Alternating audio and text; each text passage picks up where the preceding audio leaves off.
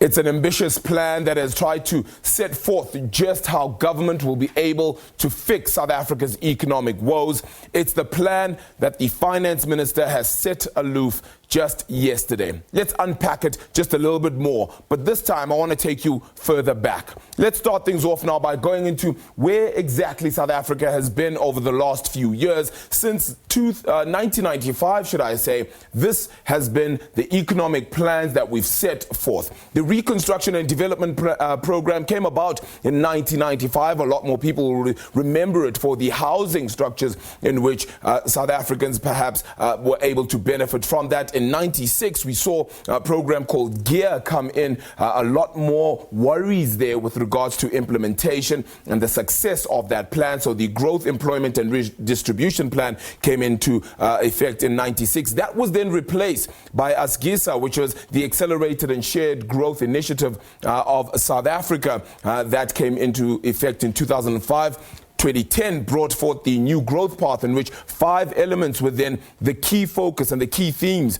that were put forward. That perhaps not necessarily working. Then the National Planning Commission brought forth the National Development Plan in 2012, which was of course of keen interest, having targets ranging right through to 2030, where we hoped unemployment would of course hit 6%. The 14 confidence boosting measures were brought together as well then by Finance Minister then was Malusi Gigaba, and he brought that forth. And then President Cyril Ramaphosa thought the infrastructure fund, which he made note of in February 2018 in his State of the Nation address, would perhaps help. That certainly wasn't the case. While economic transformation, inclusive growth and competitiveness is now the 2019 one. That's the current implementation paper that has been set forth. Now, what does that implementation paper actually have? What is it that actually comprises of its 6 main themes, of course, which have been unpacked in a key detail then in the paper itself? Modernizing network industries in order to promote competitiveness, thus ensuring that they no longer look the same way they have, the same way we've continued to do things. Altering things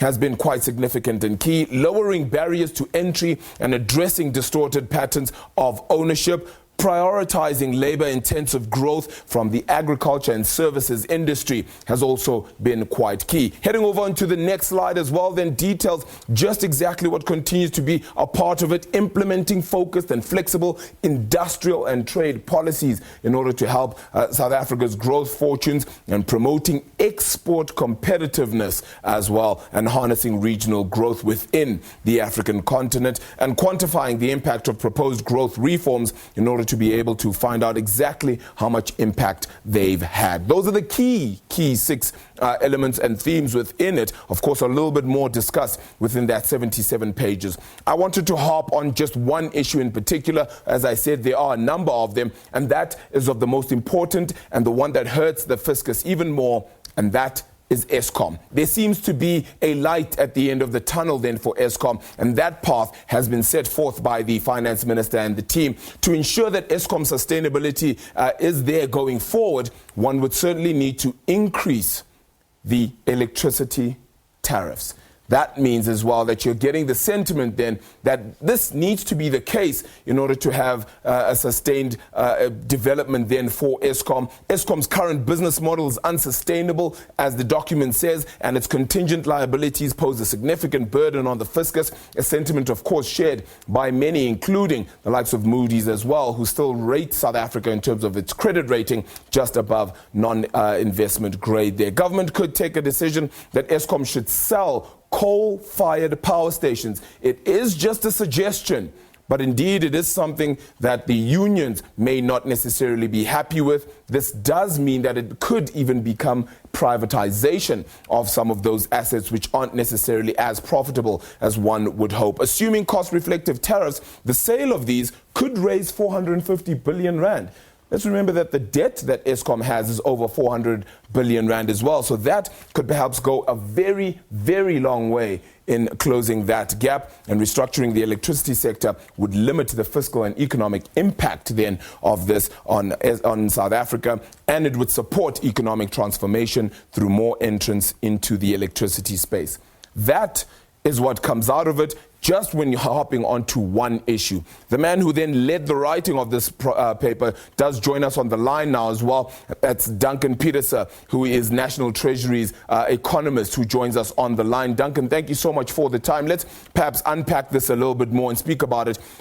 You make note then as to how significant this is and important this document and paper is, but we've had 8 in 25 years. Have we been doing things wrong over the last 25 years? I think if we look, thanks Arabile for having us this afternoon.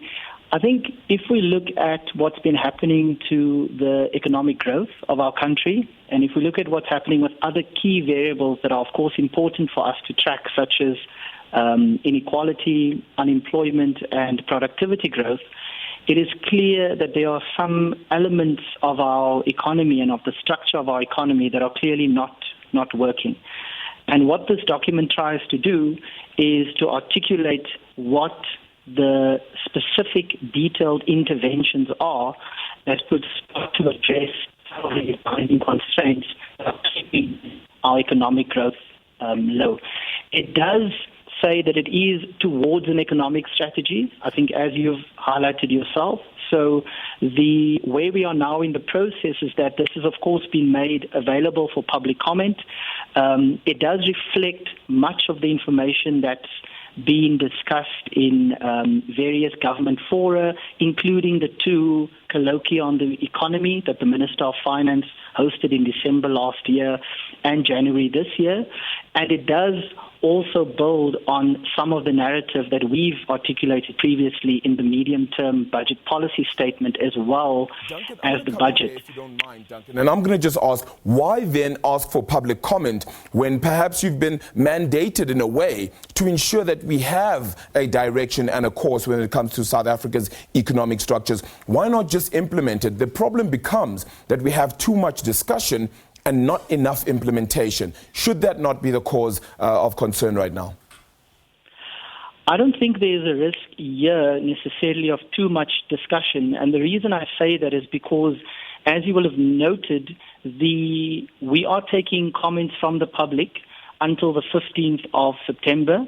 There's a process that's already started within government that is taking place of more consultation with premiers and MECs for finance and other ministers within government. And the idea is to take the best bits of knowledge that's out there and use that in order to ensure that what we have put together is actually something that is both credible in terms of its ability to change the economic path of South Africa, but also is based on the best evidence and the best ideas out there that have been quantified in terms of understanding its impact on the economy. Are we saying then that this will be the final plan in motion come midterm budget policy statement, which is around the 23rd or so, 24th of October? Well, certainly you would know that Chapter 2 of our medium-term budget policy statement always articulates the narrative around the economy, and it reflects a lot of the discussions that are happening in government. The interventions articulated in this document, some of them have already been started to be implemented by government, and I think that's critical. It's not as though we are waiting for this document to be finalized, for these things to be implemented. But I'm sure that what you will find is that some of the ideas in here and some of the ideas that are commissioned, let's say, through the public and other processes will certainly find its way into the broader narrative. Wouldn't you agree, though, that some of these ideas aren't necessarily new and that perhaps bringing them about now doesn't necessarily invigorate and inspire the kind of confidence that one would hope would get from a plan or a paper like this, and instead we need fresh ideas? We seem to have perhaps run the mill on this one. I think we do need fresh ideas, which is why we are engaging other departments and the public in order to provide those ideas and thinking. But I also think it's important for us to take what we already know and understand what the potential impact that will have on the economy if they are fully implemented. And that's part of what this document tries to do. It tries to say, well, here are some new ideas, here are some old ideas that, if implemented effectively and correctly, can have this kind of impact on the economy. And I think that's really the kind of evidence-based discussion that we think is quite important to inform the way in which policy works. Are you saying as well then, can we say that you will then be held accountable, and if so, how? Well, of course, if you look at the sort of outcomes that we track, and I spoke about some of those earlier, such as how the economy performs and how our society, what our society looks like in terms of the levels of inequality and the rate of unemployment, I think what is clear is that we need to start to see shifts in those indicators for us to know whether South Africans are truly better off and whether the kinds of policies that are being implemented can actually both create the kind of economic growth that we need so that we can absorb especially young people into the workforce, but also whether we are growing the pie for everyone so that the kind of growth that we have is inclusive. And that's one of the features of this document, that it also talks to the need for us to address some of these structural constraints. Yeah. Duncan, unfortunately, I have run out of time, and I am just a little pressed because your line isn't necessarily the greatest as well. A little thin on detail of implementation. How are we going to ensure that that actually does happen? Because that is the key issue right now, is we're not implementing the plans as we should. How do we make sure that that is done?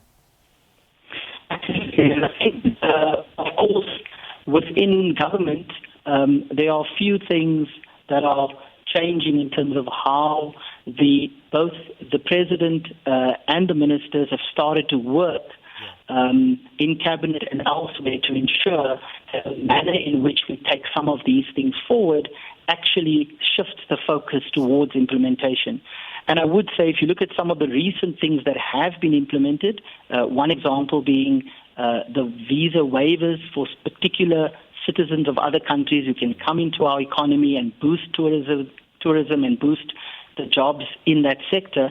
I think those, once you start looking at the kinds of things that have already happened and have already implemented, it clearly suggests that there is a drive to focus much more squarely on implementation. Duncan Pieterse, thank you so much for the time. Appreciate it. National Treasury Economist joining us on the line there. Now, economist Thabi Leoka has also been listening in on that conversation, and she joins us live from our Pretoria studio. Thabi, thank you so much for the time. You've heard what Duncan has had to say. You've perhaps read a large portion in all of the paper itself. Your thoughts? I thought it was a great paper. It is not a plan, and I know that when you started, you showed a map with all the previous plans. So this is a strategy report, which is slightly different because it's a roadmap, but it doesn't exactly state that we need to do certain things at a specific time. It does have estimations of growth, but it's also not similar to the NDP and other growth plans where we've had much higher than our performance, our potential growth. So we often undershot because the expectation was a little too high considering our current growth levels. I also think that there's no reason to have this buy-in.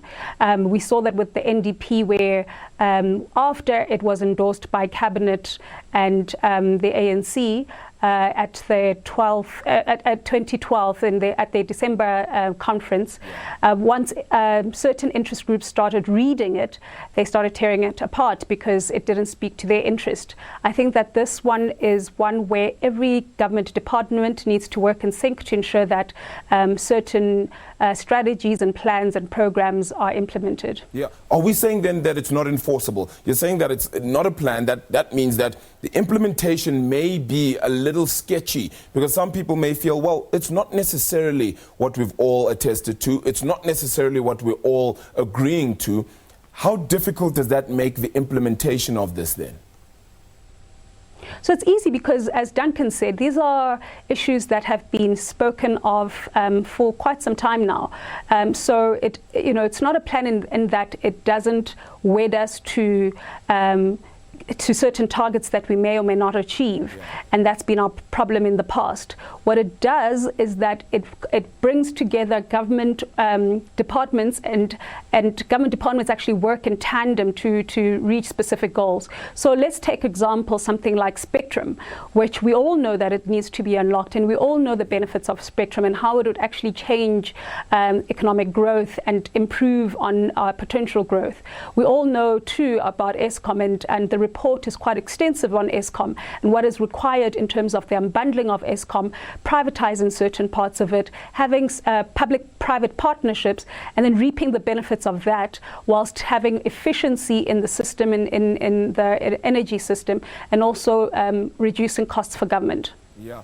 In doing so, are we worried then that we continuously come up with strategies, research papers, plans, whatever the case might be, and yet we're not following through on them? I mean, as you noted a little bit earlier, I made note of all of the plans we've sort of had up until now. Very few have been successful. How do we then change that narrative? Because that is our biggest issue right now.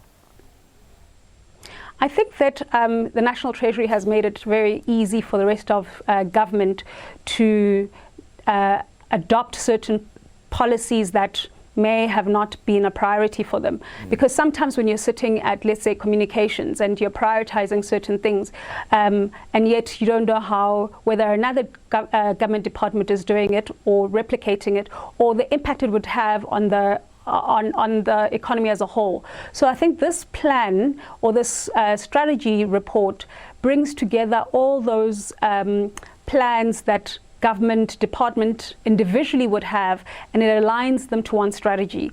I think that it is important for the adoption of this because this is what ultimately the President Cyril Ramaphosa wants, and I think that he will ensure that everyone is buys into this so that they can adopt these policies. Yeah. I mean, it's very easy to see that the benefits of them. That's why I actually like this report, is that it's part academic, and then it's part also, it's easy to read so the average person can read it. And also they've opened it up for public commentary so that those who may have issues with certain parts can contribute positively to ensuring that we achieve this potential growth that we want to achieve as a country. Yeah. What do you say to those who call it a 77-page NDP?